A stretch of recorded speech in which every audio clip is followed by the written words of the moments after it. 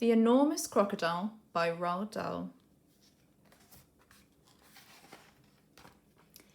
In the biggest, brownest, muddiest river in Africa, two crocodiles lay with their heads just above the water. One of the crocodiles was enormous. The other was not so big. "Do you know what I would like for my lunch today?" the enormous crocodile asked. "No," the not-so-big one said. "What?" The enormous crocodile grinned, showing hundreds of sharp white teeth. "For my lunch today," he said, "I would like a nice, juicy little child." "Ugh, I never eat children," the not-so-big one said. "Only fish." "Oh, ho, ho," cried the enormous crocodile. "I'll bet if you saw a fat, juicy little child paddling in the water over there at this very moment, you'd gulp him up in one gollop." "No, I wouldn't," the not-so-big one said. "Children are too tough and chewy. They are tough and chewy and nasty and bitter." "Tough and chewy?" cried the enormous crocodile. "Nasty and bitter? What awful tommy-rot you talk. They are juicy and yummy." "They taste too bitter," the not-so-big one said. "You have to cover them with sugar before you can eat them." "Children are bigger than fish," said the enormous crocodile. "You get bigger helpings." "You are greedy," the not-so-big one said. "You're the greediest croc in the whole river." "I'm the bravest croc in the whole river," said the enormous crocodile. "I'm the only one who dares to leave the water and go through the jungle to the town to look for little children to eat." "You've only done that once," snorted the not-so-big one. "And what happened then? They all saw you coming and ran away." "Ah, but today when I go, they won't see me at all," said the enormous crocodile. "Of course they'll see you," the not-so-big one said. "You're so enormous and ugly, they'll see you from miles away." The enormous crocodile grinned again, and his terrible, sharp teeth sparkled like knives in the sun. "Nobody will see me," he said, "because this time I've thought up secret plans and clever tricks." "Clever tricks?" cried the not-so-big one. "You've never done anything clever in your life. You're the stupidest croc on the whole river." "I'm the cleverest croc on the whole river," the enormous crocodile answered. "For my lunch today, I shall feast upon a fat, juicy little child while you lie here in the river feeling hungry. Goodbye." The enormous crocodile swam to the side of the river and crawled out of the water. A gigantic creature was standing in the slimy, oozy mud on the riverbank. It was Humpy Rumpy, the hippopotamus. "Hello, hello," said Humpy Rumpy. "Where on earth are you off to at this time of day?" I have secret plans and clever tricks," said the crocodile. "Oh dear," said Humpy Rumpy. "I'll bet you're going to do something horrid." The enormous crocodile grinned at Humpy Rumpy and said, "I'm going to fill my hungry, empty tummy with something yummy, yummy, yummy, yummy." "What's so yummy?" asked Humpy Rumpy. "Try to guess," said the crocodile. "It's something that walks on two legs." "You don't mean," said Humpy Rumpy, "you don't really mean you're going to eat a little child, are you?" "Of course I am," said the crocodile. "Oh, you horrid, greedy, grumptious brute," cried Humpy Rumpy. "I hope you get caught and cooked and turned into crocodile soup." The enormous crocodile laughed out loud at Humpy Rumpy, then waddled off into the jungle. Inside the jungle, he met Trunky, the elephant. Trunky was nibbling leaves from the top of a tall tree, and he didn't notice the crocodile at first. So the crocodile bit him on the leg. "Ow!" said Trunky in his big, deep voice. "Who did that?" "Oh, it's you, is it, you beastly crocodile? Why don't you go back to the big, brown, muddy river where you belong?" "I have secret plans and clever tricks," said the crocodile. "You mean you've nasty plans and nasty tricks," said Trunky. "You've never done a nice thing in your life." The enormous crocodile grinned up at Trunky and said, "I'm off to find a yummy child for lunch. Keep listening and you'll hear the bones go crunch." "Oh, you wicked, beastly, beast, cried Trunky. Oh, you foul and filthy fiend. I hope you get squashed and squished and squizzled and boiled up into crocodile stew. The enormous crocodile laughed out loud and disappeared into the thick jungle. A bit further on, he met Mugglewump the monkey. Mugglewump was sitting in a tree eating nuts. Hello, Crocky, said Mugglewump. What are you up to now? I have secret plans and clever tricks, said the crocodile. Would you like some nuts? Asked Mugglewump. I've better things to eat than nuts, sniffed the crocodile. I didn't think there was anything better than nuts, said Mugglewump. Ha ha, said the enormous crocodile. The sort of things that I'm going to eat have fingers, toenails, arms, and legs and feet. Mugglewump went pale and began to shake all over. You aren't really going to gobble up a little child, are you? He said. Of course I am, said the crocodile. Clothes and all, they taste better with clothes on. What a mean crocodile. Oh, you horrid hoggish croc, cried Mugglewump. You slimy creature. I hope the buttons and buckles all stick in your throat and choke you to death. The crocodile grinned up at Mugglewump and said, I eat monkeys too. And quick as a flash, with one bite of his huge jaws, he bit through the tree that Mugglewump was sitting in, and down it came. But just in time, Mugglewump jumped into the next tree and swung away through the branches. Poor Mugglewump. A bit further on, the enormous crocodile met the Roly-Poly Bird. The Roly-Poly Bird was building a nest in the orange tree. Hello there, enormous crocodile, sang the Roly-Poly Bird. We don't often see you up here in the jungle. Ah, said the crocodile, I have secret plans and clever tricks. I hope it's not something nasty, sang the Roly-Poly Bird. Nasty, cried the crocodile. Of course it's not nasty, it's delicious. It's luscious, it's super, it's muscious, it's duper, it's better than rotten old fish. You mash it and munch it, you chew it and crunch it. It's lovely to hear it go squish. It must be berries, sang the Roly-Poly Bird. Berries are my favourite food in the world. Is it raspberries, perhaps, or could it be strawberries? The enormous crocodile laughed so much his teeth rattled together like pennies in a money box. Crocodiles don't eat berries, he said. We eat little boys and girls, and sometimes we eat roly-poly birds as well. Very quickly, the crocodile reached up and snapped his jaws at the roly-poly bird. He just missed the bird, but he managed to catch hold of the long, beautiful feathers in its tail. The roly-poly bird gave a shriek of terror and shot straight up into the air, leaving its tail feathers behind in the enormous crocodile's mouth. Poor roly-poly bird.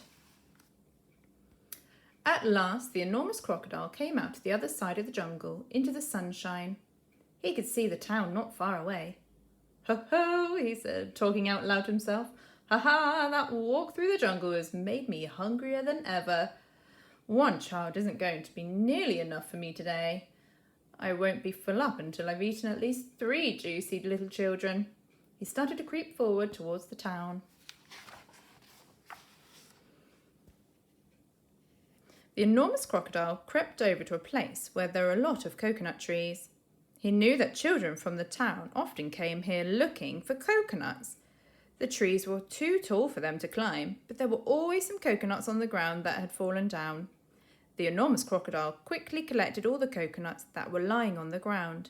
He also gathered together several fallen branches. Now for clever trick number 1, he whispered to himself. It won't be long before I'm eating the first part of my lunch.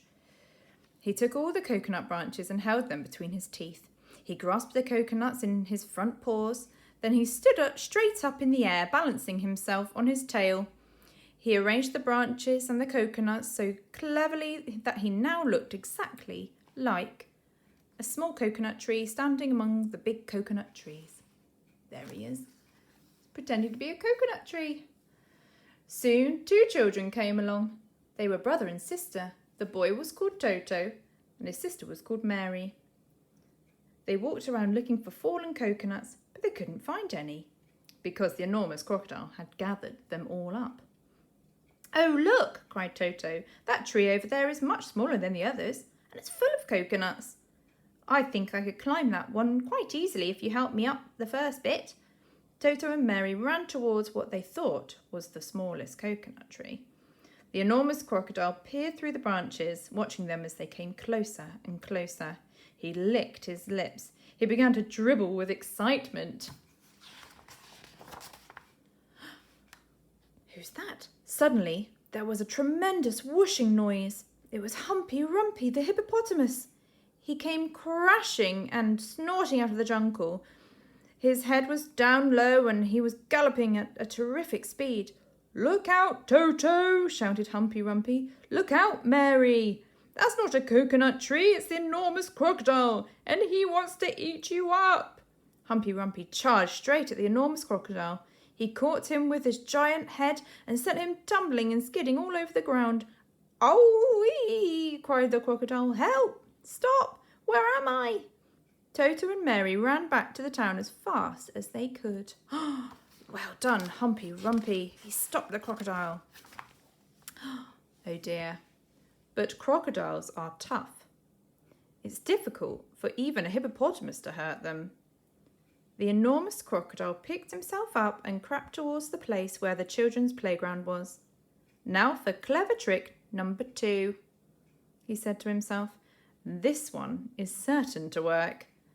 There were no children in the playground at that moment. They were all in school. The enormous crocodile found a large piece of wood and placed it in the middle of the playground. Then he lay across the piece of wood and tucked in his feet so that he looked almost exactly like a seesaw. When school was over, the children all came running onto the playground. "Oh, look," they cried. "We've got a new seesaw." They all crowded round, shouting with excitement. "Bagsy, I have first go. I'll get on the other end. I want to go first. So do I. So do I." Then a girl who was older than the others said, "It's rather a funny knobbly sort of seesaw, isn't it? Do you think it'll be safe to sit on?" "Of course it will," said the others. "It looks strong as anything." The enormous crocodile opened one eye just a tiny bit and watched the children who were crowding round him. "Soon," he thought, "one of them is going to sit on my head, then I will give a jerk and a snap, and after that it will be yum, yum, yum." At that moment, there was a flash of brown and something jumped into the playground and hopped on top of the swings. It was Mugglewump, the monkey. "Run!" Mugglewump shouted to the children. "All of you, run, run, run! That's not a seesaw, it's the enormous crocodile. Run! And he wants to eat you up." The children screamed and ran for their lives. Mugglewump disappeared back into the jungle. The enormous crocodile was left all alone in the playground. Well done, Mugglewump. He cursed the monkey and waddled back into the bushes to hide. "I'm getting hungrier and hungrier," he said. "I shall have to eat at least 4 children now before I'm full up." The enormous crocodile crept around the edge of the town, taking great care not to be seen.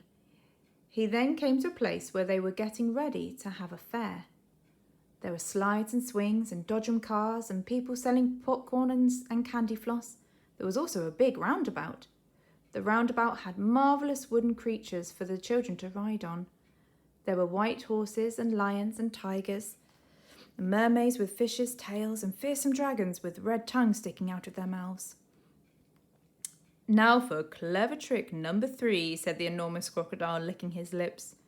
When no one was looking, he crept up onto the roundabout and put himself between a wooden lion and a fearsome dragon. He sat up a bit on his back legs and he kept very still. He looked exactly like a wooden crocodile on the roundabout. Soon, all sorts of children came flocking into the fair. Several of them ran towards the roundabout. They were very excited. "I'm going to ride on the dragon," cried one. "I'm going on a lovely white horse," cried another. "I'm going on a lion," cried a third one. And one little girl, whose name was Jill, said, "I'm going to ride on that funny old wooden crocodile." The enormous crocodile kept very still. but he could see the little girl coming towards him. Yummy, yum, yum, he thought. I'll gulp her up easily in one gollop.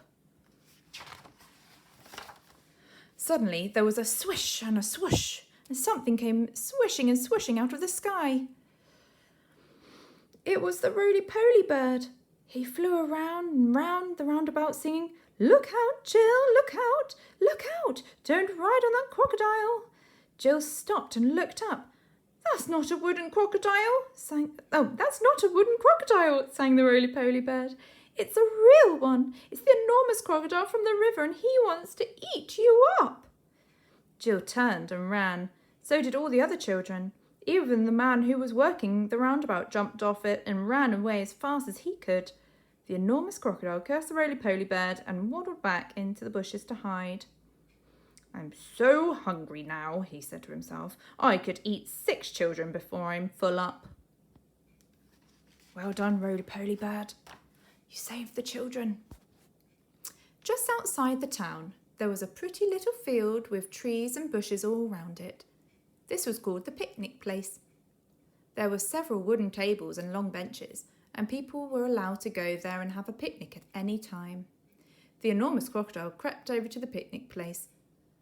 There was no one in sight. Now for clever trick number 4, he whispered to himself. He picked a lovely bunch of flowers and arranged it on one of the tables.